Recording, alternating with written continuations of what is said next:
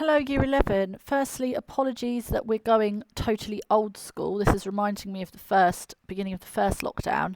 Microsoft Teams appears to not want to let me record anything. I think someone has changed my permissions, so I'm afraid we're having to write it out rather than use a PowerPoint, so apologies for that.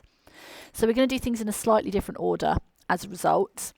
The first thing I'd like to do, please, is write down today's knowledge goal, which is to revise the significance of Fred's party in Stave 3. Now remember, significance just means important. So we're going to be revising today, why is Fred's party, Scrooge seeing Fred's party in Stave 3, a really important moment. We're going to be thinking about the messages that Dickens is sending. We're going to be thinking about Scrooge's reaction to this party, and how that's showing his change, that oyster shell being cracked open a little bit more. And we're going to be thinking about the presentation of Fred himself. So please pause the video and write that down. So we're just going to look at a new word today due to the PowerPoint not working. We're going to look at affable. Now, if someone's described as affable, they're friendly, good-natured, or easy to talk to. So again, quickly pause the video and just jot that down, please. So, what I would like you to think about then is, how is Fred presented as affable in Stave 1? So you can pause the video and just write a sentence or so to answer that question. So, Fred is presented as affable in Stave 1 because he is friendly. He comes in and is pleasant to Bob Cratchit. He is pleasant to Scrooge, wishes him Merry Christmas, invites him round for Christmas dinner, even though Scrooge is very openly misanthropic, very openly unkind and dismissive of Fred. But even in the face of Scrooge's nastiness, Fred keeps his good cheer. He also is, again, very friendly in the way that he treats Bob. And we know that as Bob is poor, he typically would be mistreated by wealthier people. So we see Fred going against a sort of typical wealthy man. Now, whilst Fred doesn't necessarily have as much money as Scrooge, Fred is comfortably sort of middle class, well off. He certainly has more money than Bob, and he treats him with respect and kindness as well. So we're going to switch over to looking at Fred's party. So what we're going to have a little look at is, we're just going to remind ourselves of what we read last. So we looked at the Cratchit family last time and how they're important in changing the way the rich view the poor as these positive, sort of good, pure Christian folk who don't deserve their poverty. They're not idle. Then what the ghost does is he takes Scrooge to see two men in a lighthouse, people working in a coal mine at Christmas, people working out at sea. And all of these people in these really difficult circumstances, they're all still celebrating Christmas. So the ghost, and Dickens through the ghost of Christmas Present, is showing that no matter how difficult your situation, there is no excuse to not celebrate the Christmas spirit at Christmas. So we're going to skip here then. It was a great surprise to Scrooge, while listening to the moaning of the wind and thinking what a solemn thing it was to move on through the lonely darkness over an unknown abyss whose depths were secrets as profound as death. It was a great surprise to Scrooge, while thus engaged, to hear a hearty laugh. It was a much greater surprise to Scrooge to recognise it as his own nephew's, and to find himself in a bright, dry, gleaming room with the spirit standing smiling by his side and looking at that same nephew with approving affability. So we have not only very positive imagery used to describe Fred's room, we have the ghost, and we know that these ghosts represent the sort of Holy Trinity, the Christian Holy Trinity, the three spirits, or three representations of the Christian God. They are looking at Fred with affability, so with friendliness. They approve of Fred. Fred is a good, holy, pure person, as we already know. Ha ha, laughed Scrooge's nephew. Ha ha ha. If you should happen, by any unlikely chance, to know a man more blessed in a laugh than Scrooge's nephew, all I can say is I should like to know him too. Introduce him to me, and I'll cultivate his acquaintance. It is a fair, even-handed, noble adjustment of things, that while there is infection in disease and sorrow, there is nothing in the world so irresistibly contagious as laughter and good humour. When Scrooge's nephew laughed in this way, holding his sides, rolling his head, and twisting his face into the most extravagant contortions, Scrooge's niece by marriage laughed as heartily as he, and their assembled friends, being not a bit behindhand, roared out lustily, "Ha ha! Ha ha ha ha!" "He said that Christmas was a humbug, as I live," cried Scrooge's nephew. "He believed it too." So he's telling his wife and friends about his encounter with Scrooge in Stave 1. "More shame for him, Fred," said Scrooge's niece indignantly. "Bless those women, they never do things by half, they are always in earnest."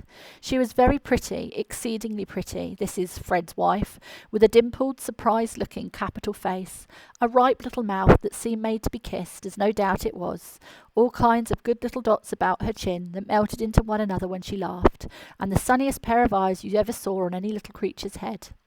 Altogether she was what you might have called provoking, you know, but satisfactory too. Oh, perfectly satisfactory. We'll skip over the misogyny in that paragraph, I think. "He's a comical old fellow," said Scrooge's nephew. So he chooses to view Scrooge with good humour, as opposed to resentment or bitterness. That's the truth, and not so pleasant as he might be. However, his offences carry their own punishment, and I have nothing to say against him. So he realises that Scrooge is his own worst enemy. Scrooge's misanthropic and unpleasant behaviour only actually punishes himself, and Fred is turning the other cheek like a good Christian and choosing not to behave badly towards Scrooge. "I'm sure he is very rich, dear." "He is very rich, Fred," hinted Scrooge's niece. "At least you always tell me so." "What of that, my dear?" said Scrooge's nephew. "His wealth is of no use to him. He don't do any good with it. He don't make himself comfortable with it. He hasn't the satisfaction of thinking, ha ha ha, that he's going to benefit us with it. So again, Dickens is adding in a message about society. What's the point of having money if you don't do anything good with it?" "I have no patience with him," observed Scrooge's niece. Scrooge's niece's sisters and all the other ladies expressed the same opinion. "Oh, I have," said Scrooge's nephew. "I am sorry for him. I couldn't be angry with him if I tried. Who suffers by his ill whims? Himself, always. Here he takes it into his head to dislike us, and he won't come and dine with us. What's the consequence? He don't lose much of a dinner." "Indeed, I think he loses a very good dinner," interrupted Scrooge's niece. Everybody else said the same, and they must be allowed to have been competent judges, because they had just had dinner, and with the dessert upon the table were clustered round the fire by lamplight. "Well, I'm very glad to hear it," said Scrooge's nephew, "because I haven't any great faith in these young housekeepers. What do you say, Topper?" So Topper is just a friend of Fred's. Topper had clearly got his eye upon one of Scrooge's niece's sisters, for he answered that a bachelor, that's an unmarried man, was a wretched outcast who had no right to express an opinion on the subject. When Scrooge's niece's sister, the plump one with the lace tucker, not the one with the roses, blushed. So we have this weird little subplot that goes on throughout this scene about Fred's friend Tucker sort of liking Fred's wife's sister. It's not really important, to be honest with you, but that's what they're referring to here. "Do go on, Fred," said Scrooge's niece, clapping her hands. "He never finishes what he begins to say. He's such a ridiculous fellow." Scrooge's nephew revelled in another laugh, and it was impossible to keep the infection off, though the plump sister tried hard to do it with aromatic vinegar. His example was unanimously followed. "I was only going to say," said Scrooge's nephew, "that the consequence of his taking a dislike to us, and not making merry with us, is, as I think, that he loses some pleasant moments, which could do him no harm. I am sure he loses pleasanter companions than he can find in his own thoughts, either in his mouldy old office or his dusty chambers. I mean to give him the same chance every year, whether he likes it or not, for I pity him. He may rail at Christmas till he dies, but he can't help thinking better of it. I defy him. If he finds me going there in good temper year after year and saying, 'Uncle Scrooge, how are you?'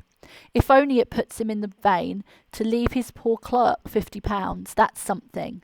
And I think I shook him yesterday. So Fred is going to never give up on Scrooge. Every Christmas he's going to go back and he's going to offer Scrooge the same opportunity, and he's going to try to change his mind, even if all that happens is it makes Scrooge treat Bob a little bit better. So he's very affable, very benevolent, and very philanthropic. Think about those words that we've been focusing on. Benevolent meaning kind, philanthropic meaning sort of charitable and social, and of course affable being friendly.